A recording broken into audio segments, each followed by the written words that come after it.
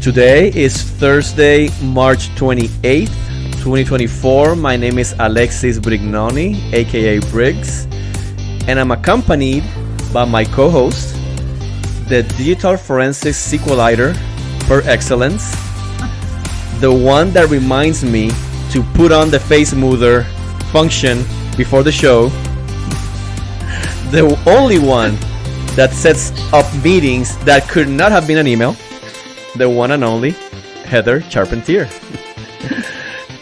The music is Higher Up by Shane Ivers and can be found at silvermansound.com. Heather, thank you for reminding me to smooth out my wrinkles before the show. Hey, the platform has a face smoother. You need to use it. I'm in denial. I'm like the river. I'm in denial. We're not in our 20s anymore. Oh, Heather, how good to see you. What's going on? Oh, good to see you too.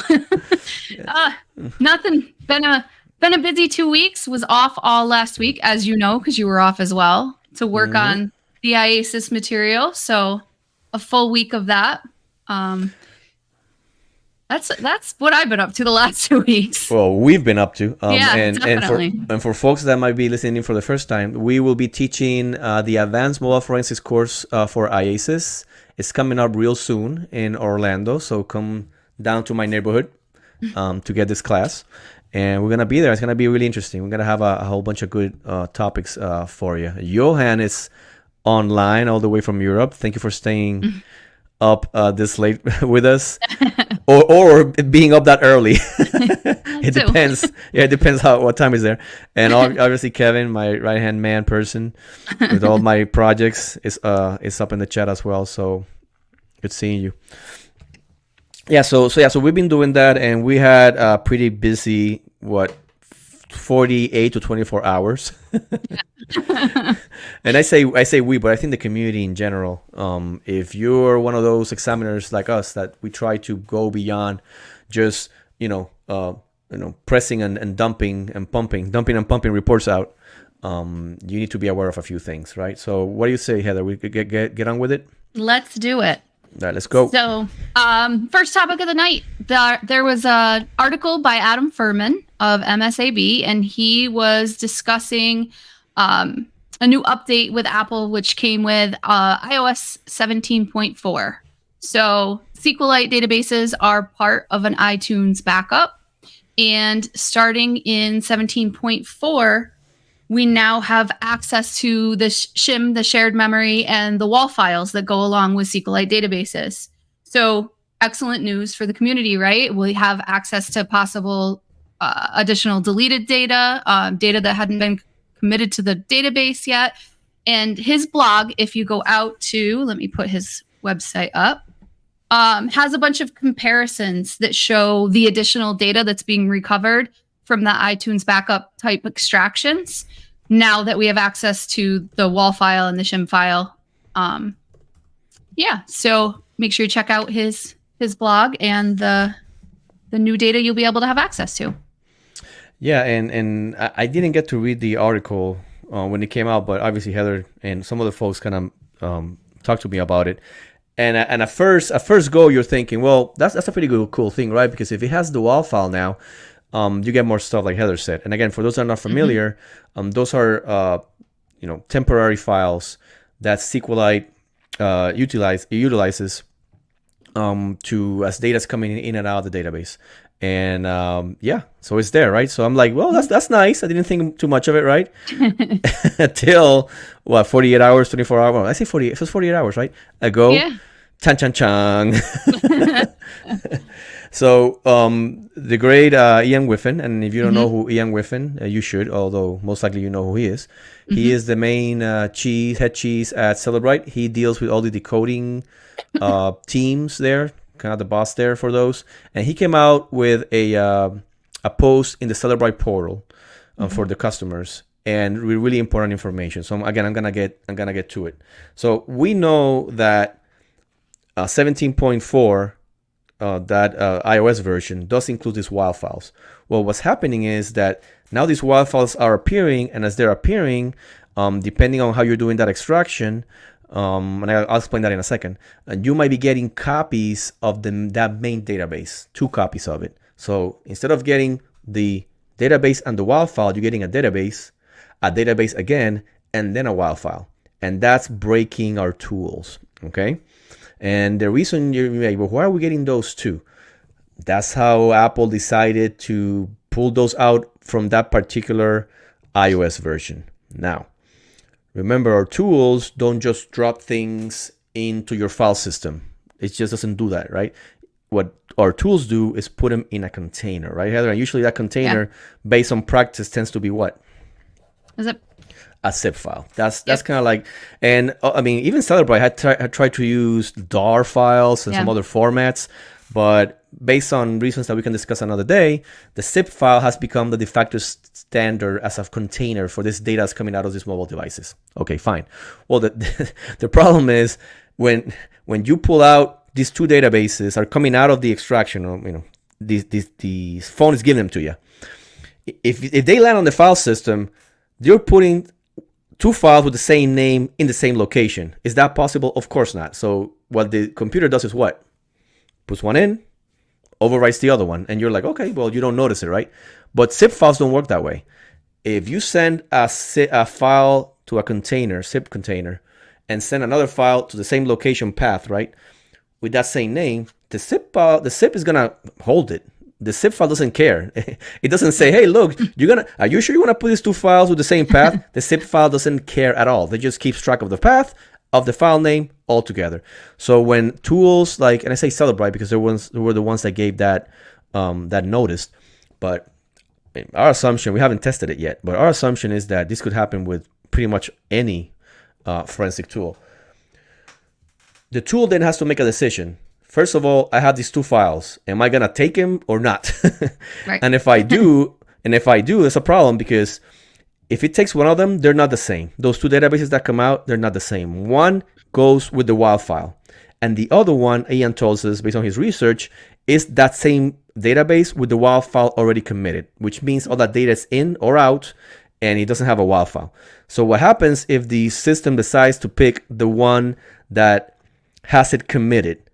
The WAL file is still there. It will try to apply that WAL file, say, okay, let's replay these events here, and it's gonna choke because those events already happened, right? Right. And SQLite is not designed, and I know it's a lot of technical explanation for folks that might be listening and even seeing, because I don't have any props. Right. I'm just talking about what I know and what we know, based on what Ian researched and shared with the community. But this is the main point. After all this, and there's more to say, but the main point is this, right? If you take your advanced logical extraction from iOS 17.4.1, right, and you just put it through your tooling, whatever tool it is, and you don't care about it, and you pass it on, you're gonna miss chats, because chats usually, not always, but usually are located in what? In SQLite files. Database. Yeah, SQLite databases, right? And that's a serious problem, because you will. The tool will make notice of that in some log, I guess, but you might not even notice. And that comes back to what we talked about last episode about how I believe tools should be more, let me rephrase that. Tools should make us more aware of where something breaks instead of having me dig to a log to find it. And that's a discussion we had last episode if everybody's interested. But that's how it is, right? And that could be a big problem. I mean, what have you seen in regards to the topic, Heather? So definitely props to Ian for putting that out in the community portal. Hopefully everybody got an email if you didn't go into the community portal and check out that announcement, because included in it are a couple of workarounds, which we'll discuss in a second. But I extracted one of my test phones, Advanced Logical 17.4.1, and brought it in and checked it out, and there's definitely issues with my Advanced Logical. I am missing data. Some of the databases look to be empty, but they're not. So using one of the workarounds that Ian provided, I was able to compare the two, and you can see the data using the workaround. And then, of course, in just the regular Advanced Logical, I'm missing that data. Yeah, and again, if you're not, let me say this. If you're not kind of part of the community, like come to the show here or follow folks in LinkedIn or or up and up on your listserv or on your emails from the vendors, you're gonna miss this data. So if those that are listening, reach out to other colleagues from your agencies or people that you know, and make sure the word spreads out. Obviously the companies are working on it. Well, let me rephrase that. I know Celebrite is. They've told us, and they do it, right? But that's a tiny little comment here. I haven't heard about this from any other vendors, and some folks, I mean, I'm not gonna say who they are, but some folks from the other side of the world has told me that they're finding this issue in other tools, not in Celebrite tools, in tools from other vendors. So just because you're like, well, I don't do my logical extractions with Celebrite, I use company W, you might still be susceptible to that. And the reason for that is that depending on how the company makes those logicals, you might be exposed to this. And you got to remember, folks need to be aware that most I say logicals, but iTunes style backups, AFC dumps, and all that, they're done through DLLs that Apple owns. Does that make sense? So, different companies for that particular purposes, they're gonna use the same DLLs that Apple provides and tell the phone, hey phone, provide me these things, run these processes, and those processes will run. Now, what will the company do with that, right? So that's what I'm saying, that this problem might be, I'm pretty sure, I'm not 100% sure, I haven't tested it, but I'm making a really good informed guess that other companies might be having this issue. And again, full file systems, will they be susceptible? I don't know. It depends what their secret sauce is. But if their secret sauce includes some of these processes that Apple, has for their phones, it might be susceptible. So you have to always try to check out when you see these things that your product is not being susceptible for it. And if it is, then like Heather's saying, you need to think about how can we get the job done till the tools catch up with I'm not going to say fix, nothing is broken. It's just that something changed, right? So how are they going to update themselves to accommodate this new change in our working space? Exactly. So Ian talked about a couple of workarounds. I have one here. Let's see. So the first workaround he talks about is to locate the zip file created as part of the extraction process, and then using a tool such as 7-zip, extract the zip file to your computer, and then extract, or you could extract just the backup service folder. And then if you're prompted to overwrite the files, which you see here in the screen, it's asking if you, stating that the destination folder already contains these files. Do you want to replace the existing file? You would hit the yes. So overwrite the files. And then from within PA, you open that unzipped folder as an iTunes backup. So just using the folder option. Yeah, and I mean, it kind of makes sense. It makes sense in, like I described previously, right? If you dump the files to the file system, which is what this is doing. If you uncompress the zip file, you're dumping on the file system. The file system through zip you have to make a decision, because you're gonna have both files in the same place, same path, and then you overwrite one and keep the other one. And obviously on Ian's testing, the one that remains is the one that matches the WAL, and then you're good to go. Right. But what problems could you foresee with that type of approach, Heather? Yeah, so definitely changes. There'll be changes made to your extraction. You're not going to be able to, you're not verifying the hash to the original hash that came out with the extraction. And Ian even has in bold in his announcement to the community to please note that this solution involves removing the committed versions of the duplicated databases from the extraction. Any steps taken should be undertaken with due care and consideration, and you must be well documented. So I think the documentation is key here. You're still going to have your original extraction, your original data, but documenting any changes you may have to make to be able to view the data in the tools. Yeah, and that speaks to a larger point that we may need to make our stakeholders aware. What makes something forensic is not just because I use a forensically, a tool that's been imbued with forensicality. like something being forensic is not a property of a property of water is wet. A property of Celebrite is that it's forensic. Like, that's not a thing, right? Right. Forensic is not a property. What forensic means is that you're able to document the steps you took to be able to what? Recreate it. Recreate it or replicate it. Both words are perfect, right? So that's what forensic is, right? You have to do the steps to get to this data. Of course, there's preferable steps, right? I'd rather not have to open the container, right? If I can avoid it, but if it's unavoidable, then we have to do it, right? Yeah. So there's a workaround too, as well. Did you want to explain that one? Yeah. So the second workaround is you take Insights PA, which is the new branding name for the tooling that Cellebrite provides, and you process the thing. Now you go to one of the, I think it's the file info tab, if I'm not mistaken, right? Correct. And then you can look at different files that might be of issue here, and you take note of those.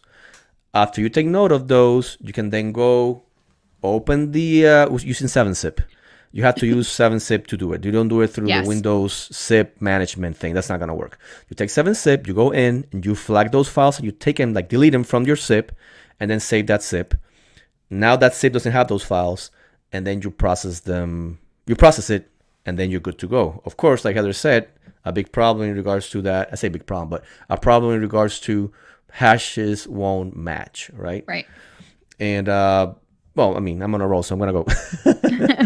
One more thing. I decided what I'm doing is an approach of both, right? I'm saying that because the whole dump everything to the computer and then parse it, I don't like it, because true, the databases will be there. The main metadata for the chats, if it's a chat, that's a database for chats, it's gonna be within the database, so that doesn't get affected. Now, the metadata for the database itself, that outer shell of the database, does change, right? The creation date is now going to be the date the thing was uncompressed, right? And Heather, jump at me if I say something badly explained. You're good. All right. So, and then that's not an issue. But what happens with possible multimedia files that come out of that media, right?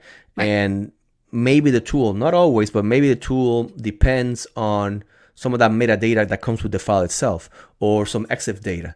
And again, I'm not saying that's the case at all times. Remember, there's manifest lists and there are different things that have the metadata somewhere else. I get it, but I don't want to run that risk. So I rather, what I do is I take the zip file, I dump it, right? I uncompress it, and then parse only for the chats. That's it.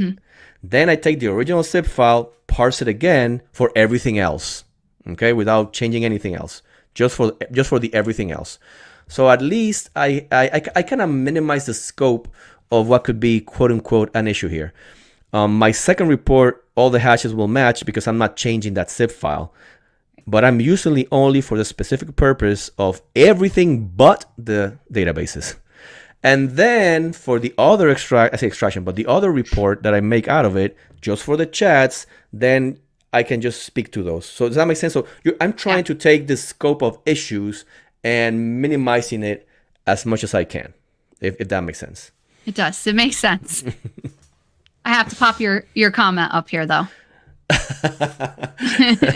Savi's my kid. He's saying hi, Dad, in Spanish. Hi, Savi. I guess they're watching.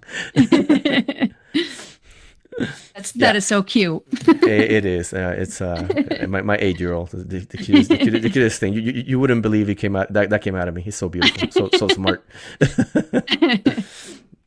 A quick side note here, real quick. I see all the folks coming into Instagram. So thank you also for all of you for showing up. We see you. Yeah. All right. So and one more thing. This is important, right? So these type of things, when they happen, you need to be aware. I had in my LinkedIn, a couple of people told me, hey, look, we read your post, and we went back, and 2 of our cases had that issue, and they didn't notice. Yeah. Wow. So yeah, just check out the post when you can. Awesome. And they mentioned it. So they came across it. So please, while this is getting fixed, make sure that those advanced logicals are being properly parsed, and give your full file systems an extra look. And it don't matter if you're not using Cellebrite tools, okay? Right. Now, this is the last thing I'm going to say on this topic, which is important. We said in this show a lot of times, we're not shields for any company. we're also not haters of any company. And I've gave some constructive criticism to Celebrite in the past, but now today I'm here to give him a lot of credit, right? And it's how it goes, right? We try to call it as we see it. Celebrite took the step of actually sending out somebody of Ian's caliber to make sure the community is aware. They came out with workarounds. Not only that, they're working on a white paper that will be coming out soon about the issues, because that's necessary, right? If I need to go to court and explain why there's some issue with hashes with this particular extractions, we have the backing now with that white paper, extra backing of what's going on, right? Right. Because you have, that documentation with you, plus your own knowledge, expertise, and your own notes. And that's something that I want to see companies continue to do and do more. Okay, that it talks about that transparency that we talked about last episode that we want from our vendors. It also talks about the integrity of the work they do, and they could have hidden the ball, right? They could have said, "Well, let's fix this real quick, and maybe nobody will notice." Yeah, I'm glad they didn't. Exactly, which I've seen this happening in the past with other companies. Yeah. Right. So I give him credit for that. Can you share Kevin's comment there? I can. And Kevin, I mean, that being said, Kevin is totally correct. Kevin is saying that he wishes the post was public and not behind a login for customers, right? And of course, there's always space to be better. So yeah, that maybe make another type of notification. I think they send out emails too, but again, emails goes mostly to customers, right? People that are in that list. So, but hey, I give him a lot of credit just for being able to put that out there at the speed they did it. And that's how we're here. We took that and we try to also make it known to the community. And now you that are listening or watching, then kind of also let other people know. So good stuff. I agree with Kevin, because sometimes there's like one person in charge of like managing all of the dongles and stuff, so they have the login and they get the email. And if they don't share it with everybody that works for them, you may have a lot of people that miss the notification. So that's actually a good point. Yeah, I mean, yep. So, I'm gonna leave it like that. I'm not gonna throw nobody under the bus. But if you're one of those persons, make sure you put out, like, that person is responsible for it. Make sure to put it out. Send an email out. You might be like, "Well, I saw it on the Celebrite portal. I sent many. Everybody must know." No, everybody doesn't know. No, they do not. Send an email to your squads, to your troops, to your different units that are far away, and make sure people are aware. All right. So we have the Universal Forensic Apple Device Extractor next, and I'm going to put the link up for that while Alexis talks about it. Yeah. So this is some interesting project that I forgot who sent it to me. I'm the worst, but. Somebody sent me a message saying, "Hey, have you checked this project out?" And I'll be like, "Well, no, I haven't. Let me check it out." And it was actually pretty good. It's Python based, but it has a nice graphical user interface. And as of today, it runs only on Linux and Mac. There's some issues with the GUI libraries that Windows doesn't play nice with them. So for now, that's the case. That being said, keep that in there. That's perfect. Sure. I want to make I believe so. I believe that you wanna, if you can, work with your device in the environment that's most similar to it. Okay. For example, we know Androids and iOSs, right, come from a Unix, Linux background. That code. Okay. When you work with an Apple device in a Windows computer, there's nothing wrong with it, but it's not a similar environment. So you got to be careful when you do that. Okay. I'd rather do that type of work on a Mac. And obviously forensic tools are kind of gravitating more towards Windows environments. Before you have a little bit of competition in regards to tools running for Mac for doing forensics and tools running on Windows for forensics. But I think we need to revive that. And that's why my projects, I make the point of making them cross-platform. And I'm going to go off the topic for a second, give you an example, folks that are listening and watching. When you pull out a file for analysis, let's say a media file from an iOS device, the file system that the iOS has is APFS, right? The Apple file system device. Okay. There's metadata contained within that file system. If you move that from your iPhone and drop it on your Windows box, what's going to happen, Heather? You're going to lose some of that metadata. You're going to lose it because NTFS, the file system for Windows, or even if you have FAT, whatever, it doesn't, or exFAT, doesn't matter, does not know how to deal with that information because it has no way to accommodate it to its own file system. An example of that is extended attributes in APFS file systems, okay? It's kind of funny because, APFS is Apple file system, so I'm saying file system twice. Apple file system. Anyways, I digress. But yeah, I mean, so extended attributes are super important. It tells you a lot about that file, possibly where that file came from, some maybe at the usernames, and like if you're dealing with files that are coming through the Bluetooth technology with AirDrop, right? If you pull that data out and you dump it on a Windows box, you're gonna have issues. Another simple example: you want to look at that picture, and it's I don't know how to pronounce this. It's Hake or Hike? I don't know. HAIC extension files, right? Yep. If you dump it on you drop that file on a Windows box, you'll be like, I don't know what this is. Not even opening it. Exactly. But if you put it on a Windows on a Mac box, you'll be able to actually look at it, right? Right. And let me tell you, if you really want to squeeze that case and get all the data, sometimes you might have to pull some files out of your extraction to do some further by hand analysis. So you want to do that within the file system that's more like the system that you're examining, okay? In this case, going back to the tool, all that being said, going back to the tool, this tooling runs on Mac, and I love it because it generates not only an extraction, it generates extraction and pulls logs as well. What you see here on screen right now, it's a little bit of the interface. It's a classical kind of Linux interface. Like when you set it up, I love it. It works really well.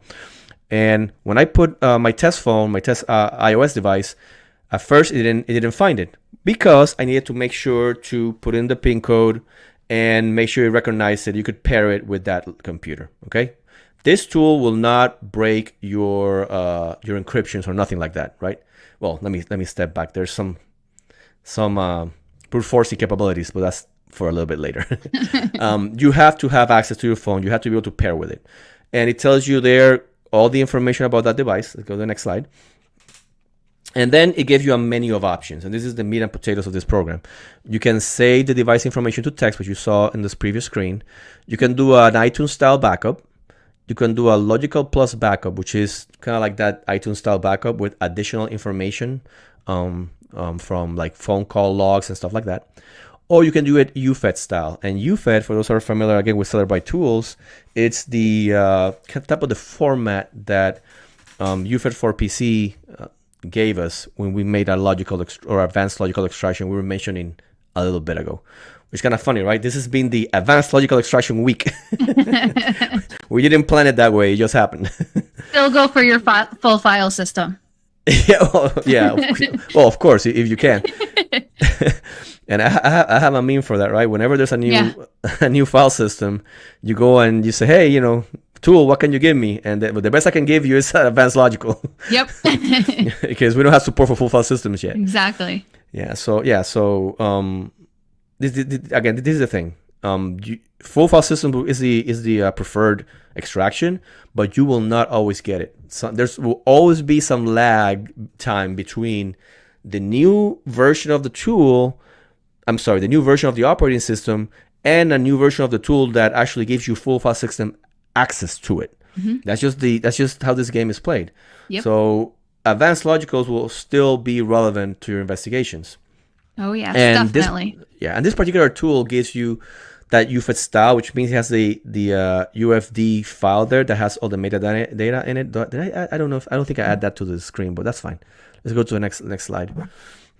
So when you run it, I ran the UFADE style backup, so it does logical backup, has a nice progress bar, and then after it goes, it does an AFC extraction of media files, which I kind of mentioned previously, like the AFC conduit, pulls those in, and the backup is complete.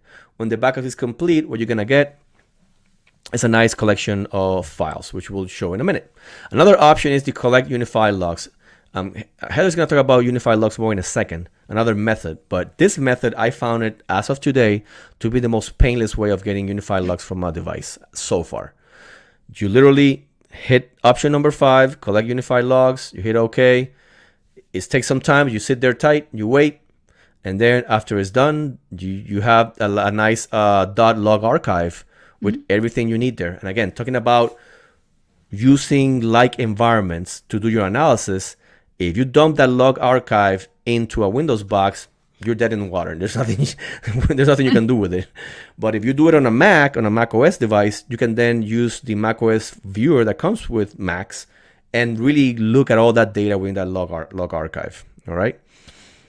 And when the full backup is done, you can feed it, like you can see there on the screen, for example, in this case, to Physical Analyzer, and it works just like any other extraction that you've done. This is great because the cost of this is, it costs as much as our tooling costs, which is 0. 0 is nice. Yeah. Everybody likes that price. Yeah. So it works really well.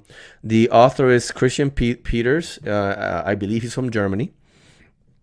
And he's adding some other capabilities in regards to doing possibly screenshotting of things within your device.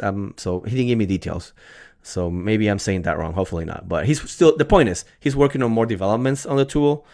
So I'm really happy to see not only decoding things like what I do, but also some extraction things that folks are getting into that space and making it open source. So I'm really happy to see that.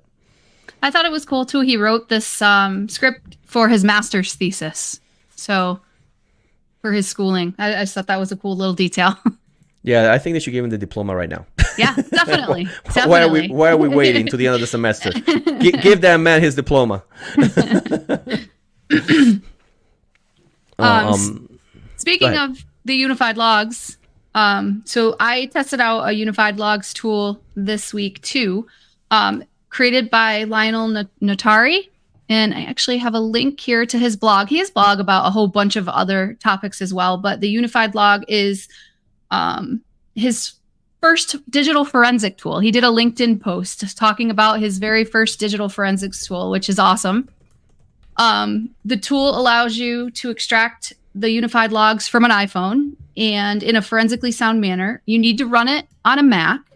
And then after installing the dependencies that he provides when you request a copy of his tool, there's just a simple command that launches the tool. So I have some pictures of this here.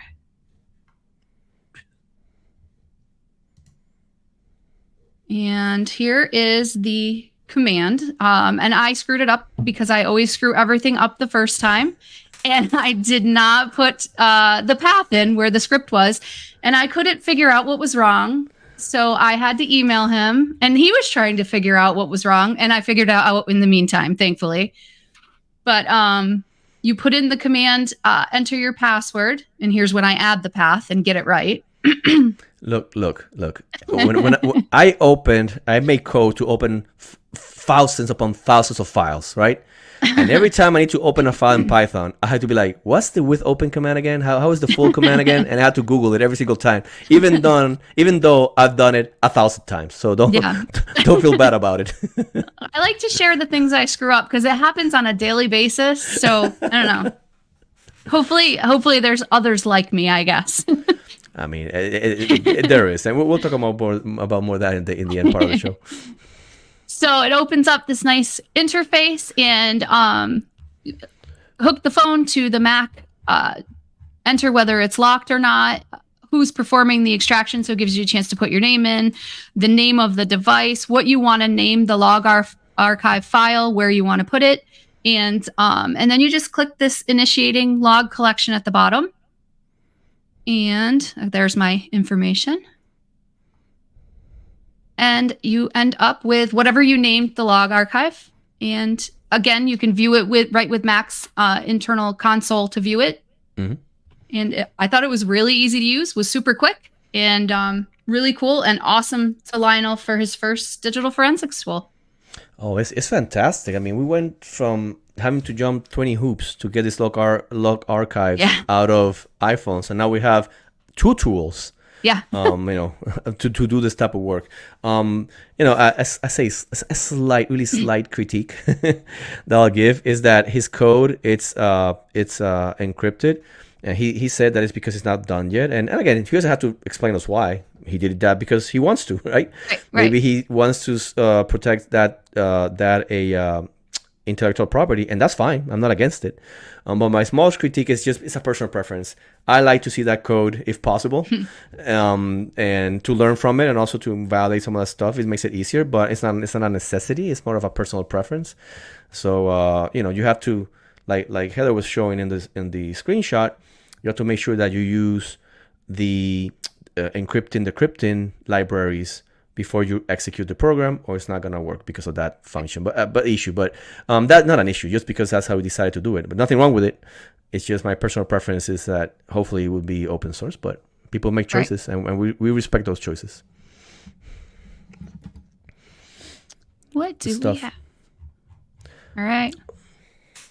All right, so You're up. It's up for my. Although I talk a lot so much this show, right? So next show it will be your time to rant. But I ranted last time. That's true. So I'm not ranting today, but I will say a lot of things that are in our minds, right? So I've been thinking about a few days to the concept of building brands, right? And when I say that, I mean it in the context of digital forensics. We're familiar with personal brands, right? We know that, obscure family of a lawyer, the wife and daughters, they became influencers and are really famous people, right? We know who those are, the Kardashians, right? So when we think about branding and influencer, we think about them, right? And obviously, I'm not saying you should be or think about being the Kardashians of the digital forensics world. I don't think we want to see that either. But no, please don't. I think there is value in having a personal brand, right? In regards to the things that you do and the things that you care about. So I want to spend some time today, maybe all the way to the end of the show, pretty much, discussing why we believe this is important and how can we get to it, right? And the first part I wanted to mention about is why is this important, right? And I was thinking about how you spend so much time, let's say at your workplace, developing a good reputation of being a hard worker, of being known for the work that you do, right? And if all of a sudden something changes, if you're laid off, if you move to another unit, if you have to move across the country to get another job or whatever it is, you're starting again building that credibility from scratch, all right? And that's usually how it happens. You find yourself having to prove yourself constantly. And there's nothing wrong with that in a sense. But I believe that if you have a brand, that having to prove yourself is less, because you are a known quantity where you go. When you have a personal brand, I believe, is portable. Okay? You can take from one place to another place to another place, because it precedes you as well as it follows you. Okay? Having a personal brand, I also believe that shows that you're resilient, that you're adaptable, that you're up to date. And that's something that's really important, especially if you're coming new into this space. You need to build a brand to show that you're malleable, that you can learn, that you are keeping up with the conversations that are happening within the community. And these conversations are kind of cutting edge conversations. What's the latest things that are happening, okay? Having a personal brand makes you visible. And when you have visibility within the community and your workspace, that leads to opportunities. And those opportunities need to lead to new responsibilities. And those responsibilities hopefully also lead to more pay. I mean, there's nothing wrong with getting more pay, right? No, nothing at all. And, neither Heather and myself are motivated strictly by pay, but pay is important. Yeah. All right. So the idea is, so how do we build a brand, right? And you might say, well, what credibility do you have about building a brand? Look, I've been doing this for over a decade in regards to the digital forensic stuff, and I've been doing law enforcement in September, it will be 17 years. Okay. And even before that, I was doing computers as an system administrator and all sorts of things. So that if I add that time, it will be about 20, almost 25 years of experience in IT related things. Okay. And throughout those years, I tried to kind of share with the community, and that led with me noticing it to kind of having a little bit of a platform that has served me well and has served others well. Right. So that's why I think I could speak on, we can both speak on the topic. And Heather, I didn't tell this Heather before the show, so, but no, whatever, I'll say it. I knew of Heather before she even knew of me. Okay. Because Heather was super active, and she had her own brand within the IASIS listserv. Everybody knew that when Heather asked a question in the listserv, it's going to be a really incisive question, right? Everybody knew that when Heather gave an answer, it would be an answer to the actual question. Okay. So when I met Heather last year in person for the first time, when we taught the basic mobile device course in IASIS, I knew who she was before she knew me, right? And that led to us coming together and doing the show, among other things that we do together, right? In the forensic space. So you build that brand, and you will get that, and people knowing you and bringing you into things because you have that brand and you build it, right? And before I get into the steps, I want to say one more thing. You build that brand not only through the internet and social media. You build it with your workers. You build it with your bosses. You build it with the folks that you interact outside of your organization. In my case, I have to build that brand with my prosecutors, right? That to make sure they understand the work that I do, where I specialize on, and what the quality of my product, right? And that spreads around, and you build that brand within your workspace, okay? And that's super important if you want to be successful and happy at your job, right? So did I tell you that before? That I knew you from the... I say I told you before that, right? I think I knew of you, though. Everybody knew of you. It's the branding. And also me being annoying as F. So... Yeah. So how do you do this, right? How are you like Heather, that I knew about her before she knew that I knew about her, and vice versa, right? She knew about me for being annoying, right? So how do you create that? Well, the first thing is to think about what is unique about you, right? And that doesn't mean that, well, I discovered how to parse JSON. I was the first person in the universe to do a SQLite query. Like, you don't have to be that person. Right. The uniqueness doesn't mean that you have to be the first person or the only person to do X. All right. The fact of the matter is that you're unique for being you, because there's nobody else like you, and there will never be anybody else like you. And in my case, thank goodness. You bring your experiences, you bring your life. I mentioned how I came from a coding background. And what's my uniqueness? I believe I come from that coding background, and I came in. I discovered that I like mobile forensics a lot, and I said, well, how can I? Also necessity, right? How can I make these things better? And I took what I liked from mobile forensics and forensics in general, added it with my coding, and that's where the LEAPP project came to be, which again has opened opportunities that I never imagined that would happen, and the project's being used worldwide, right? So how do you do that, right? How to bring those people? Not a lot of people know. I mentioned this like 3 or 4 years in a interview with Jessica Hyde, in the Magnet podcast. Before I became an examiner and a computer person, I was a seminarian, and I know that's hard to believe. I didn't believe it when you told me. I was 6 months away from finishing seminary school. I still can't believe it. But I bring those experiences too, right? That right. Love of helping people, of making the world better, of preaching in a sense, and with my rants. See a couple of people in the chat saying, what? I agree with Mary and Lori. What? It's exactly my response. I had no idea. The chat is going crazy now saying, what? What? I used to preach. Yeah. Like professionally. Now I do computers professionally. But you bring those experiences to your workplace, and because you're a full human being, right? I mean, that uniqueness, Heather. What do you think? Yeah. So I think there's unique qualities about each and every person in this field. Everyone has something to offer. A lot of times I have trouble figuring out what sets me apart and what's unique about me. And then, of course, I come here every 2 weeks and Alexis does his intro for me. And I'm like, oh, is that it? But even if you don't see in yourself, what's unique about you, other people are going to see it. And they'll point that out to you, which has been done for me. I mean, definitely. Look, you're so unique that I know that we could do this show for the next 20 years, and I will always have something new to say every show about you, like guaranteed. Well, thank you. I want to share this thought from Brett. Brett says, amen. He might not be a seminarian, but he prays doing every acquisition. I think we might all do that. We all join you. Even if you're a non-believer like I am now, you will still, just in case, maybe light a few candles too on the way. Yeah, we want that thing to we want those hashes to match. Please, universe, make the hashes match.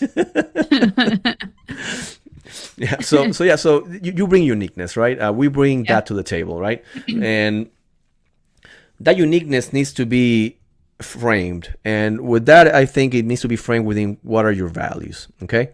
And values, and this is something that I kind of thought about throughout the years, and read some books that are on the topic. Values are the things that you value. Obviously, it's a value, but it's what gives you purpose. That's what I've said. It's what gives you purpose. Why are you doing what you're doing, right? And these things are important, right? Some people, is money important? For some folks, it is. It might be really, really important to have money, and there's nothing wrong with it. If money allows us to do other things, and there's nothing wrong with that. But it might not be money. It might be something else, right? Or maybe not only money. It might be one of those. So what other things other than money? Because this is work. That's why I mentioned money first. We're not gonna do this for free. We need certain things, right? The pyramid of needs, right? We need food, we need shelter, we need clothes, we need health, and what else? And some other basic necessities, right? So we need those. But what are your values, right? I value justice, right? That's why I'm in this field, in the law enforcement field. I value service. I value the fact that I came into this planet, and that hopefully when I leave it, I will leave it at least a tiny bit better than how I found it. Okay.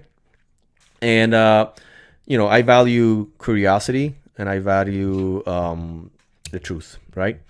And this is different from beliefs, because when we talk about beliefs, we're talking about the things that you think are true. And it's okay to base your value and beliefs, right? Because you're not going to base it on things you think are false, right?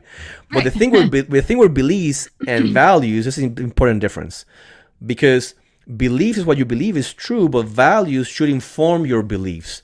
If you base your value only on beliefs, anything that comes into conflict with your beliefs will be a threat. Because if something comes in contact with your beliefs that's contrary to what you believe in, you run the risk of being wrong. And nobody wants to be wrong, right? but if I value truth, well, guess what? I will take that value, and that value informs my belief, and I will change my belief. And I say that because the conversation in our circle says, well, you're examiners, you need to be unbiased and impartial. And we constantly declare ourselves to be unbiased, and that's ridiculous, right? The fact that you're saying that you're unbiased, it's in itself a bias. I mean, come on, man. Right? It's like you cannot declare yourself unbiased or impartial, because when you declare it, you're obviously not, right? I think the conversation should be to move more into the value sphere. What do you value? I value truth. I value justice. I value honesty. I value the correctness of the evidence. And those values will inform my beliefs. If I might be believing this person is guilty, but as truth comes, I will change that belief, right? We have a scientific method within our science, right? Our digital forensics field that guarantees that our values shine through and our beliefs are accommodated to the facts of the case, the facts of the planet, of life, of the universe. And this is important. We all bias in certain ways, in certain things. We're human. It's there. But we value something beyond that, beyond what we believe at the moment. We value being and understanding what the truth is, no matter the cost. So that's why I'm not afraid in looking at an exam and coming across a piece of data that contradicts the theory of the case, and I have no fear, I feel nothing bad about bringing that up. Simple as that, because I'm not here to confirm your beliefs. I'm here to express those values, to make our beliefs change as needed, right? Does that make sense, Heather? That does make sense. So I'm wrong often, but you're completely right. I need to be wrong to get to that right answer when I'm working through a case. And I think just don't be afraid of being wrong. Open yourself up. That'll open you up to learning more. Definitely agree. I mean, being when you're new, I guess when we get old in this field of 10, 20 years, we forget that beginner's mentality, right? I'm a black belt now. I know all there is to know about the digital forensics, kung fu. And we forget that beginner's mentality when you have to commit so many mistakes to get to the right place you need to be. And that's how learning happens. You have to have that beginner's mentality at all times. You need to always be a white belt, even if you have 20 black belts in this field, right? And again, I'm not saying you should go into court and say, well, I am totally biased. Right? I'm here and I'm not impartial at all, right? I'm not saying that, right? You are biased to truth. You are partial to the reality. You are partial to the facts. That's what you're partial to, right? Those are your values, right? So that's what I'm saying. If you're biased, everybody's biased. But if there's a bias that I want to really underline, is the value of truth. That's what I'm biased towards. I'm biased towards the facts. And that I feel comfortable saying every day at any time of the week, because that's what I value and I strive. And our science guarantees it. The digital forensic process guarantees that those values shine through if you let it. Because if you don't, and I'm not going to say any specifics, but we know cases where folks are so tied to their beliefs that even when the evidence shows, for example, that the person is innocent, they persist that they're guilty. And you're like, come on, are you not seeing this? And I was reading a book. I'm sorry, quick took tangent. We're gonna be sorry, folks. Stay with us 10 or 15 minutes after the hour because I wanna stress these points. I was reading a book by Adam Grant called Rethink or Think Again. I think it's Think Again. He was mentioning in some studies where folks that lost their eyesight, right, and they to themselves believed they were not blind. They were like, oh no, the room is too dark. We need to kind of turn the lights on more. Or no, I don't have my glasses. It's not that the lights were off. They were blind. They lost their vision. If you had to punch them in the face, they wouldn't flinch, right? But they did not want to accept those facts because it contradicted those internal beliefs. And some of those persons did have some, brain development that has some issues with that, right? And that, that's the case. But sometimes we could be like that, right? We could be blind and not want to accept that we are, right? So we need to constantly focus on values and then let the beliefs, change as they need to, right? So that's the second part. You have to live your value. You have to know what your values are, because when you know your values, then you can actually act upon them and contribute, which is the third step. You need to have contributions. So in order to build your brand, let me just kind of, again, recap that. You have to recognize that you're unique and what makes you unique. You got to recognize what your values are and put those into actions and then put in front what are your contributions, okay? What are you doing with your values that makes you unique, right? And, are you sharing those contributions? And I understand you can't go and say, well, yeah, we just solve this triple murder case and give all the details of the case. And we're going to trial next week. Like, you cannot do that. Right? But what you can do is say, look, there's these artifacts or these things I've been researching on. Or look, even if you're a beginner, something as simple as taking an article that somebody put out and making comments on it is enough. Like I said, I knew Heather from her contributions on the listserv. And I don't think she was doing it to get recognition. No. I mean, and I know she didn't do it to get recognition because I know her pretty well by now. But that's a byproduct of it. You get that recognition. You build that brand. Not because you're so much trying to build it. It's because you're actually sharing your contributions. It could be as simple as that. Participating with an article. My first big contribution, at least that flows to my mind, was with Discord. I had a case I was helping the locals with an individual that had coerced a minor to travel with him that they met through Discord. And nobody knew Discord, what it was. I had no idea what it is, right? And I started looking at it, and let's be real here. To contribute, you do not need to be an expert. You do not. When I started working on that Discord, did I went and consulted with the Discord expert to make sure I was right?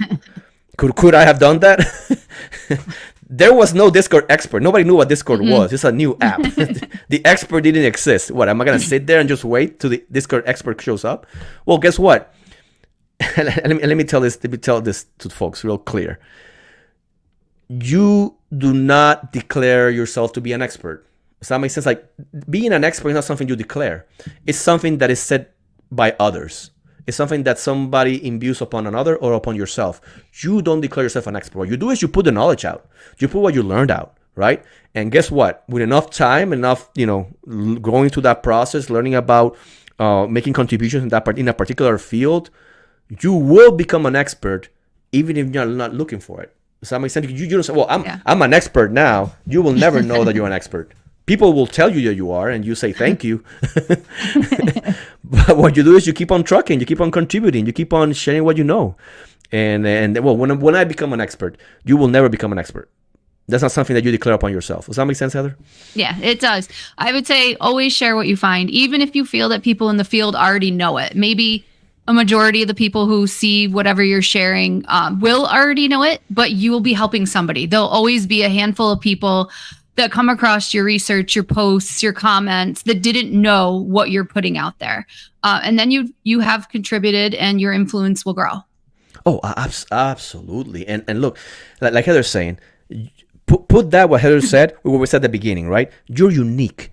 Your perspective of whatever it is will help others that might have the same thought process as you, right? And I mentioned at the beginning of the show, we mentioned how Ian came out with a notification about what's going on with the advanced logicals.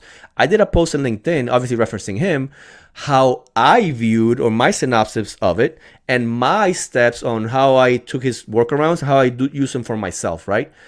And that's my point of view. And a few people were able to write and say, hey, we appreciate that. That really helped us, drive it home. You can, if I do it, anybody can do it. You remember those old Geico commercials? It was a Geico, no, it was a Geico, but like a caveman could do it or something like that. Some caveman, what was that? It's an old commercial. Oh, you don't watch TV. That's better. That's right. Yeah, not watching TV actually makes you smarter. Anyways, did you expect me to know that?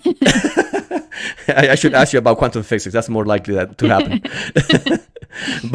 but yeah, a caveman couldn't do it, right? If I can do it, a caveman could do it, right? So you do that, dude. Add your voice, right? Create put that contributions out there, right? Yeah. You have to also find people. Find people. Like, I've been lucky enough to find good people within this field, right? To talk about the things that we like, that we have shared interests, that keep me real. That they tell me, hey, Briggs, you're full of emoji poop on this thing, or you're wrong, because obviously, that really polish my ideas or add their ideas to mine, and we grow together, right? And I got folks that we have a conversation within Discord or conversation within some other chatting applications. People that we started as plain interested on the field, we became colleagues, and eventually we became really good friends. I'm looking at you, Heather. Right? Build your tribe, right? When you do that, and you're part of this, be part of the community, right? Take those contributions and find people that are like-minded in those fields, because it will build your brand, but be more important than the brand at that point, it makes you a better human being, right? And don't get red, but it's true. I'm a better human being by having met Heather, right? And hopefully you can do that thanks. As well. I'm looking right back at you. So since we started our friendship, I have learned so much more than I thought I ever would. But you're teaching me things, but not necessarily always teaching me things, just pushing me to learn things on my own. So with that tribe, you'll get that extra push and the positive reinforcement from people in the community that will just make you a better digital forensic analyst, or whatever your position is, and it'll just make you better at your craft. Look, when I push you out of the nest, it's because I know you can fly. So don't you worry. If you don't fly, you'll at least glide. You'll be fine. Thanks. Look, and the last step, right? As you have making those contributions, create that content, right? Make it digestible for others, and make people know that you have content out. And it's the typical, I think it's Chinese or Japanese koan or thought process is, if a tree falls in the forest, right, and there's nobody to hear that fell, did it make a sound, right? And you can tell, well, of course it makes a sound. The sound waves when it hits it, but there's nobody there. So honestly, if it makes a sound or not, who freaking cares? And that's the whole point. And I see a lot of my mentees, especially women, that they find it hard to push out and let people know about their successes and contributions. On the opposite side, I see a lot of mediocre men portraying themselves as the last Coca-Cola in a desert. And I'm being straight here. And like, dude, really? I mean, I know you're full of yourself, but come on, man. And I see women that are so capable and they're afraid of putting that content out there, right? So you need to be your own hype person, right? Hype man, hype girl. And be sure that, look, you made something good happen. Send a quick email. Hey, boss, I want to let you know that I had this success. We're able to do these things, and just to make you aware, there's something that we can build upon. It could be as simple as that, right? We have some successes, or I shared this. Look, there's something interesting that we did or I did, right? And you have to do that. Nobody is gonna advocate for you. The only person that advocates for you is yourself. That's just the fact of life. And if you think, well, they see me work, coming, being the first in and being the last out, they know I do all this work. I'm here to tell you, they don't know because they don't care. Because most people are self-centered and look towards themselves, me included, because I'm a human being as well, right? So we all fail on that part. Nobody notices unless you make sure that people notice, right? I mean, do you think that's too far off the mark or what? Yeah, no, definitely. I mean, the entire build your brand section, just don't be afraid. Don't be afraid to put yourself out there. I have been in the past, and I'll tell you, it's so much better now that I'm out doing things in the community and sharing and contributing, and just don't be afraid. Yeah, and when don't be afraid, and a good way of not being afraid, you know what it is, Heather? It's being consistent about it, right? Yeah. You don't have to do a blog post, a 5-page blog post every day or every week, but you can put comments on somebody's post every day. You can take at the end of the day, because that's the big issue. It's like, well, when am I going to do this? I'm busy. I got my home life. I got my work life. Look, take an hour, 30 minutes, an hour every day. Comment on other people's posts. Repost things and add your thoughts to it, right? Be consistent on putting your content and your wins. Let people know about your wins as well. Look, I got a certificate on something. I passed this class. Celebrate with me. Put it on LinkedIn. Put it on different social media. Be consistent with your with letting know people of your wins on a daily basis. When you make it a habit, it's not scary anymore. Things that are scary are things that are mostly unknown. But when you know that when you post, people comment, or you add to it, you get a couple of likes and things like that, it's not scary anymore. Okay, because you're actually just contributing, you're participating, you're being a part of the community, right? And obviously, you have to enjoy what you do, right? And it's not a step, but it's something that's kind of the underpinning of it. If you don't like doing any of this, building your brand is going to be a waste of time. You got to enjoy the process. And not so much, well, when I get a brand and I become X, you're missing the point, right? You got to enjoy the process. A brand is a daily thing that you enjoy because that's who you are. Just being you. And it will work. If you don't like what you do, if you don't like doing none of these things, it's not going to work for you. Look, at the end of the day, I want to tell to everybody is that, we want to tell you that it's your turn now, right? Heather and myself, we have now this podcast as part of our brand because we enjoy it. We like to share our contributions, the contributions of other people, and that's great. But I want to see you now. I want to see you, listener, or watcher, viewer, have your own podcast or make your own articles or, start on your social media, start doing your research, right? I want to see your values in action, all right? The things that you believe, be informed by those and letting us know. Share those contributions, right? We're like-minded people. We like to share the road with you, and we're actually looking forward to seeing your brand and see what you can put out. So come on, let's do it. We're waiting. I'm gonna have one less coworker tomorrow morning. Oh, really? Yeah. How come? Read the comment. No. You read it. Read it for all the folks that are listening. What does it say? Would building a brand be like winning the Civilian of the Year award? Oh, somebody won that. Who won that? Who won it? Me. Hey, how come when did you win this? Like last year? I didn't hear about it. No, it was a few years ago, and they say it in my office constantly. Did you know that Heather got the Civilian of the Year award? They tell everybody that walks in the office. And Kevin Salehoff, who made the comment and didn't change his name to something else, is no longer going to be a coworker tomorrow. Dude, you need to use a sock account. Come on, man. Yeah. you brought the heat to yourself. Like, sorry, I could do nothing for you on that one. I may even get to work on time tomorrow to be at his desk. No. I'm gonna say that somebody that has it against him that did it. It wasn't him. Okay. Oh yeah. It's somebody that wants to get at him. That's what happened. You need to do more investigation to confirm. Oh, okay. Dude, leave the state right now.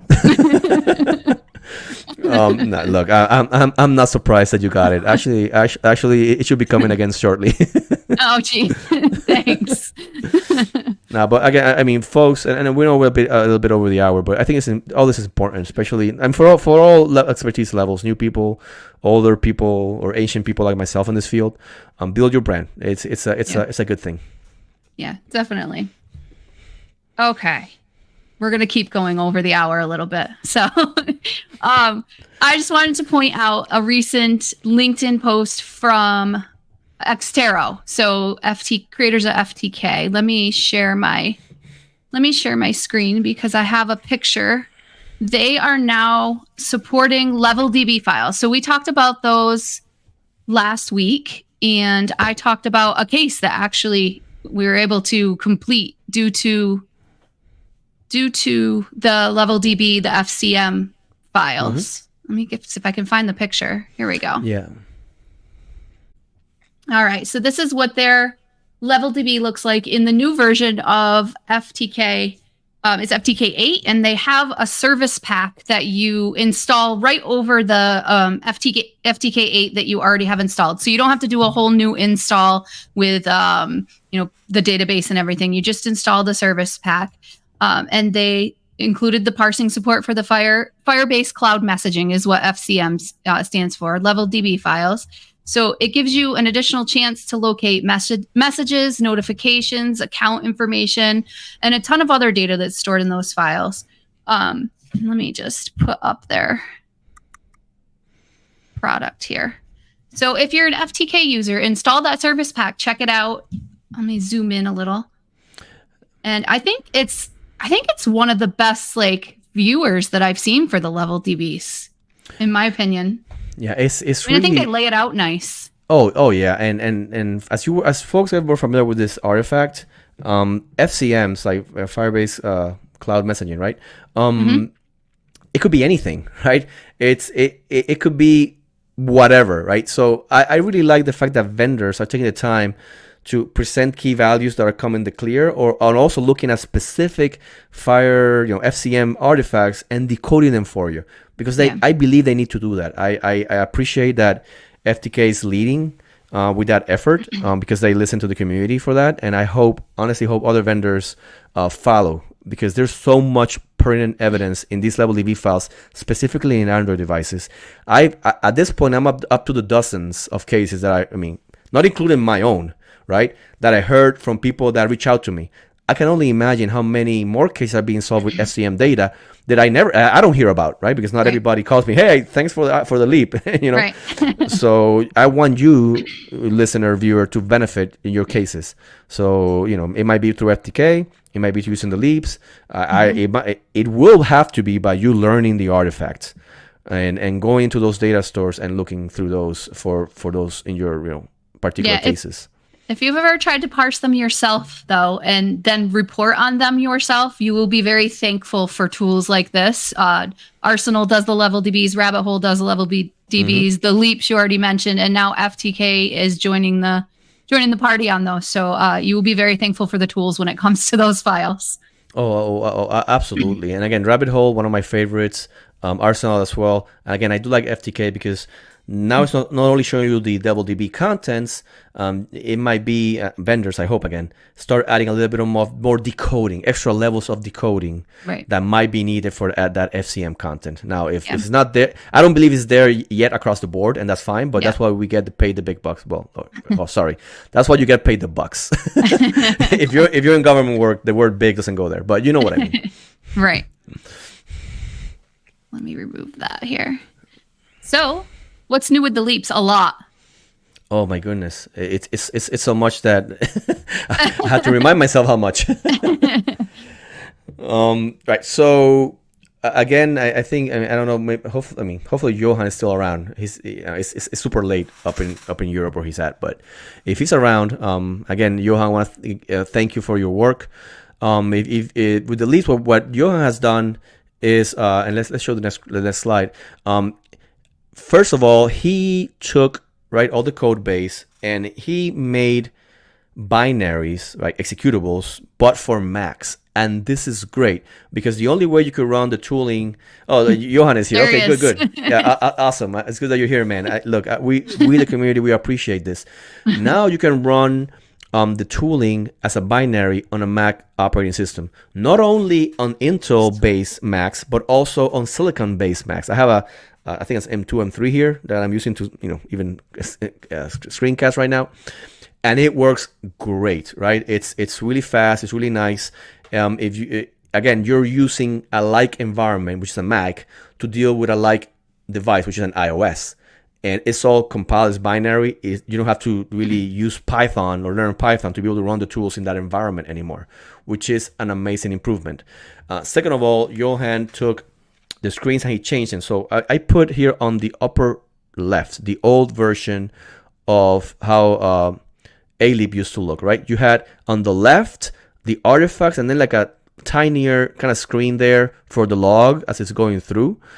So Johan took we're discussing and talking about it, and even from his own perception, he took and he eliminated the log window from the artifacts, because when you hit process, and I think I have the other slide there, the whole screen turns into a big log. And I really, really like that. I said it last episode.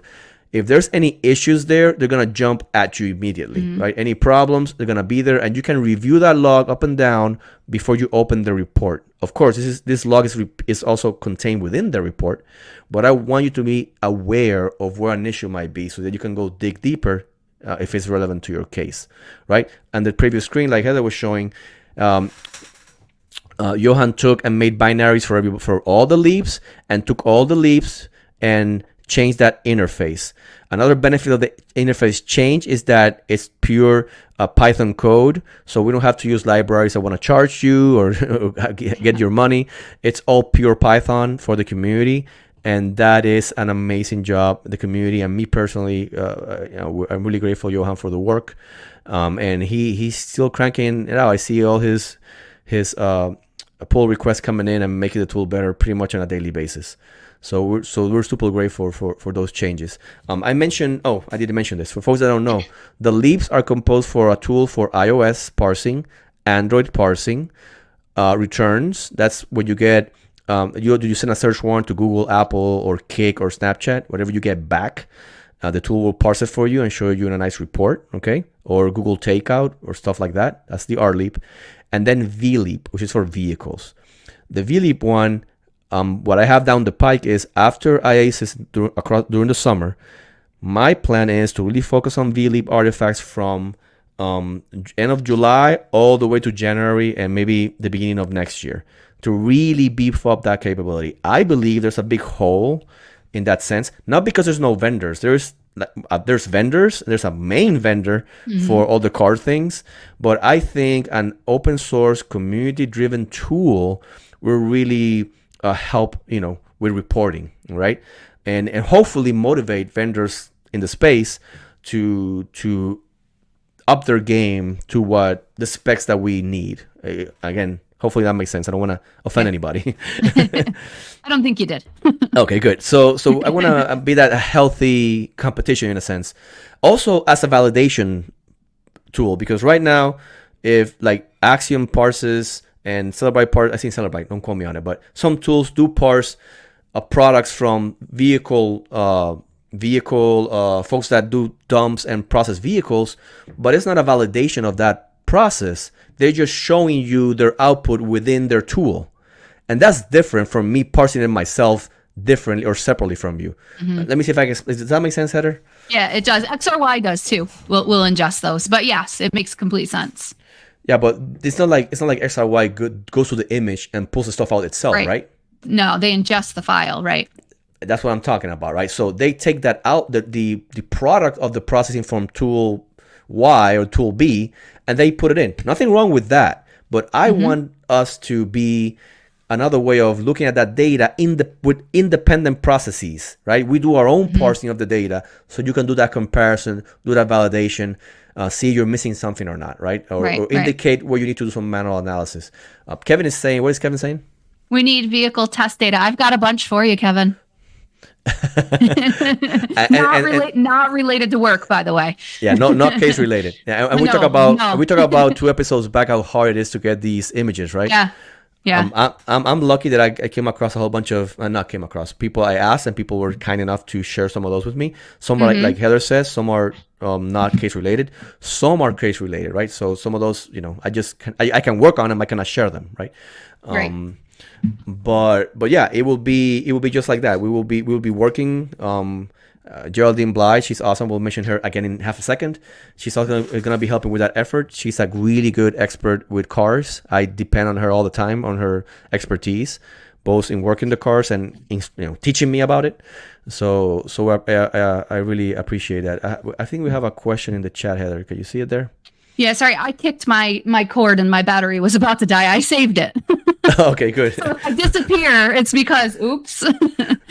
Don't leave me alone. Are you able to do an install video for the LEAPPs for M1 Max? I guess we can. Right now, with the videos that we have on how to install it, they're done by Hexordia.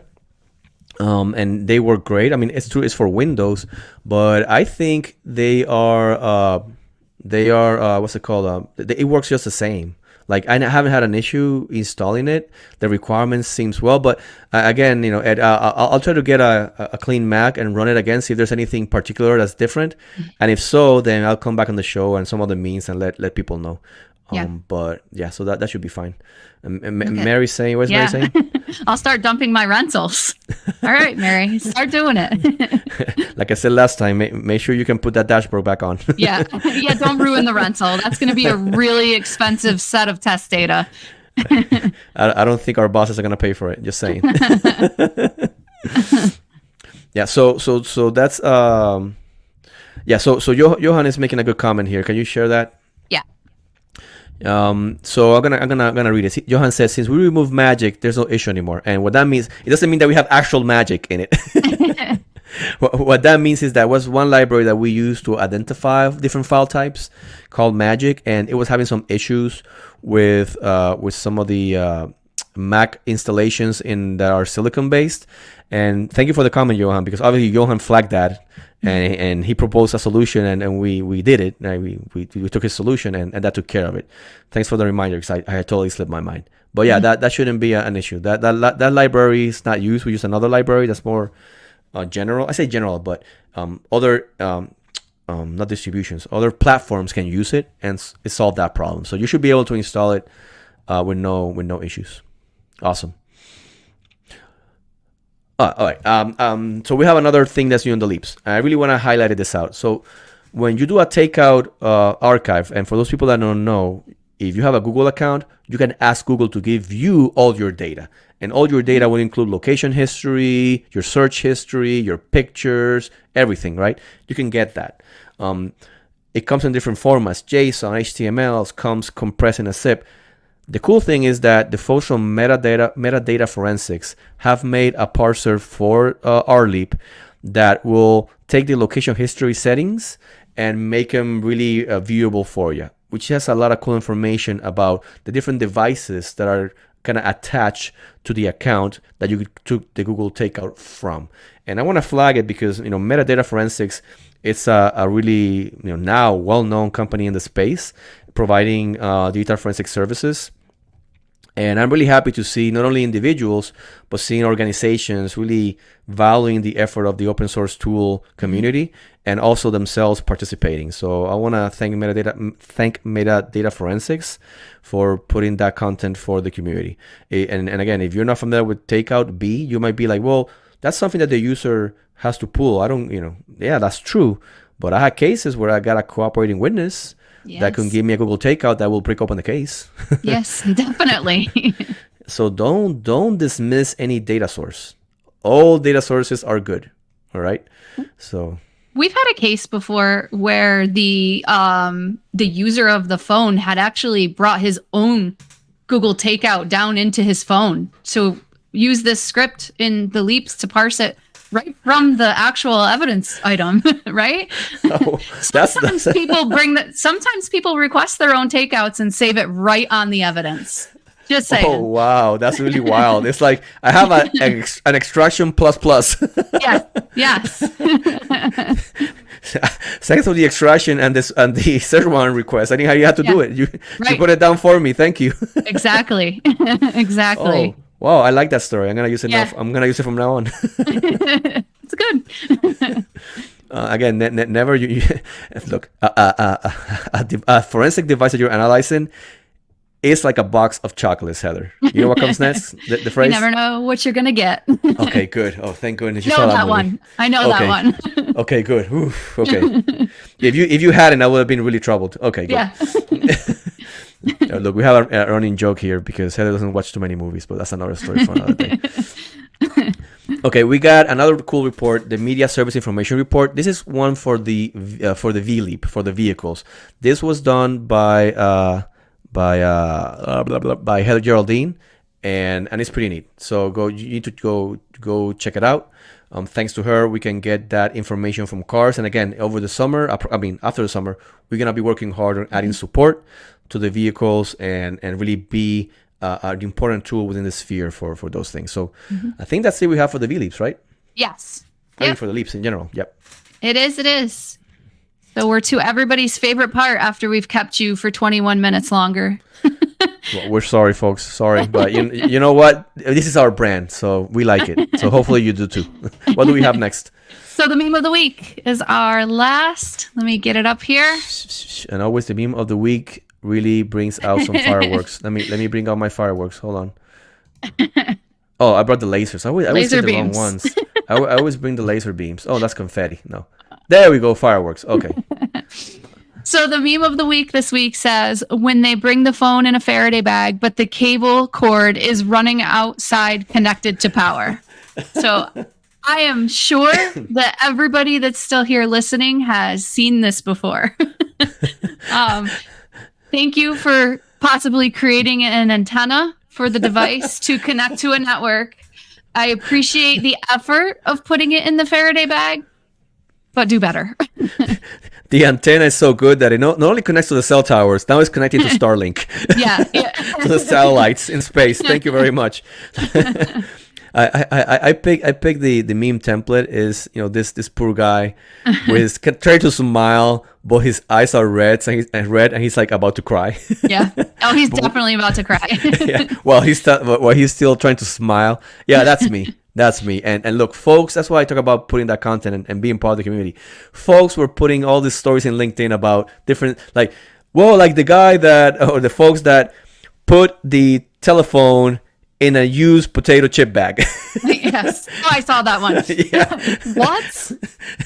So, look, the potato chip bag's not going to work, but really you couldn't at least clean it. So now you give me a phone that's compromised and dirty. Yeah. Or more dirty than they usually are, right? Right, exactly. Maybe the potato chips made it cleaner, actually. Yeah, it's like a scrub. Agent Brignoni, why are those potato chips on the phone? It looks like it's consistent with it. I don't know. It wasn't me. No, and there's a whole bunch of stories of folks, folks that, they leave the phone out And before they give it to you, you snuck it into the Faraday bag. Yes, yes.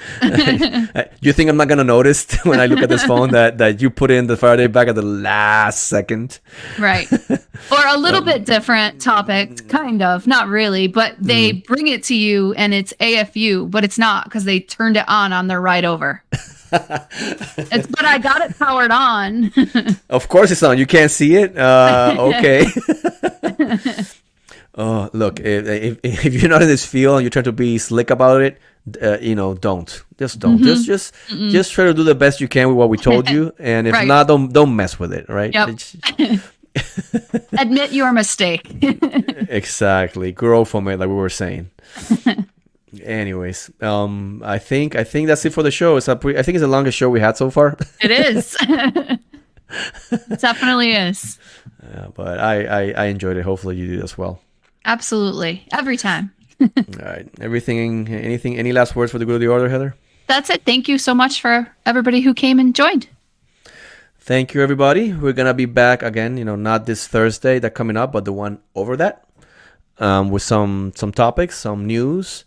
Again, thank you, everybody. And hopefully we'll go back to the 1 hour standard. Yeah. We will. Awesome. And with that, we all bid you adieu. See you later. Night. Thank you. Good night. Bye.